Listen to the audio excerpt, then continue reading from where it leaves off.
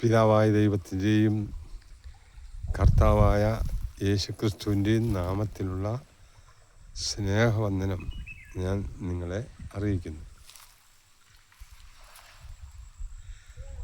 പ്രിയമുള്ളവരെ, പ്രാർത്ഥനയുടെ ഒരു വലിയ ആവശ്യകതയെക്കുറിച്ചും അതിൻ്റെ പ്രാധാന്യതയെക്കുറിച്ചും ഇന്ന് അല്പസമയം നിങ്ങളുമായി പങ്കുവെക്കാനായിട്ട് ആഗ്രഹിക്കുന്നു. നമ്മുടെ കർത്താവ് നമ്മെ പ്രാർത്ഥിക്കാൻ പഠിപ്പിച്ചു.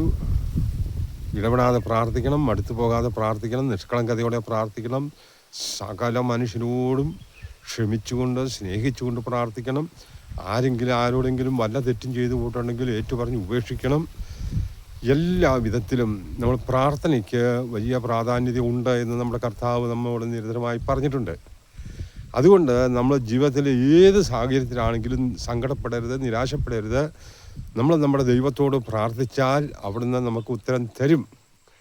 അതുകൊണ്ട് നമുക്ക് സങ്കീർത്തകനോട് ചേർന്ന് നമുക്ക് ഇപ്രകാരം പ്രാർത്ഥിക്കാം. 119 സങ്കീർത്തനത്തിൻ്റെ 145 മുതൽ 153 വരെയുള്ള വാക്യങ്ങൾ വായിക്കുന്നു. ഇപ്രകാരമാണ്: ദൈവമേ, ഞാൻ പൂർണ്ണ ഹൃദയത്തോടെ അങ്ങയോട് പ്രാർത്ഥിക്കുന്നു. എൻ്റെ പ്രാർത്ഥനയ്ക്ക് ഉത്തരം തരണമേ. ഞാൻ അങ്ങയുടെ ചട്ടങ്ങളനുസരിച്ച് ജീവിക്കും എന്നൊരു വ്യവസ്ഥയും കൂടെ പറയുകയാണ്.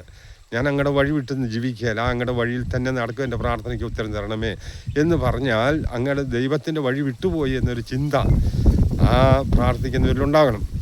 രണ്ടാമത് പ്രാർത്ഥിക്കുകയാണ്: കർത്താവേ, ഞാൻ അങ്ങയോട് പ്രാർത്ഥിക്കുന്നു, എന്നെ രക്ഷിക്കണമേ. ഞാൻ അങ്ങയുടെ സാക്ഷ്യങ്ങൾ പ്രമാണിച്ച് ജീവിച്ചു കൊള്ളാം. മൂന്നാമത് പ്രാർത്ഥിക്കുകയാണ്: ഞാൻ ഉദയത്തിന് മുമ്പേ എഴുന്നേറ്റ് പ്രാർത്ഥിക്കുന്നു, അങ്ങയുടെ വചനങ്ങൾ ഞാൻ ധ്യാനിക്കുന്നു. അത് കഴിഞ്ഞ് വീണ്ടും പറയാണ്: അങ്ങയുടെ വചനങ്ങളെ ധ്യാനിക്കേണ്ടതിന് ഞാൻ യാമങ്ങളെ നോക്കിക്കൊണ്ടിരിക്കുന്നു. കർത്താവേ, അങ്ങയുടെ ദയയ്ക്ക് തക്കവണ്ണം അവിടുന്ന് എൻ്റെ പ്രാർത്ഥനയ്ക്ക് ഉത്തരം തരണമേ. അങ്ങയുടെ ന്യായപ്രകാരം എന്നെ ജീവിപ്പിക്കണമേ.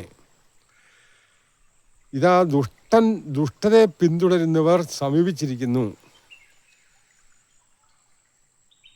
അവർ അങ്ങയുടെ ന്യായപ്രമാണത്തോട് അകന്നിരിക്കുന്നതാനും അപ്പോൾ യഹോവ സമീപസ്ഥനാകുന്നു. അവിടുത്തെ കൽപ്പനകളൊക്കെയും സത്യം തന്നെ. അങ്ങയുടെ സാക്ഷ്യങ്ങൾ എന്നേക്കും അവിടുന്ന് സ്ഥാപിച്ചിരിക്കുന്നു എന്ന് ഞാൻ പണ്ട് തന്നെ ഉറച്ചിരിക്കുന്നു. ഇതിവിടെ എല്ലാം പറയുന്നത് ഉദയത്തിന് മുമ്പേ എഴുന്നേറ്റ് പ്രാർത്ഥിക്കണം. രാത്രിയുടെ യാമങ്ങളിൽ ദൈവവചനം ധ്യാനിക്കണം.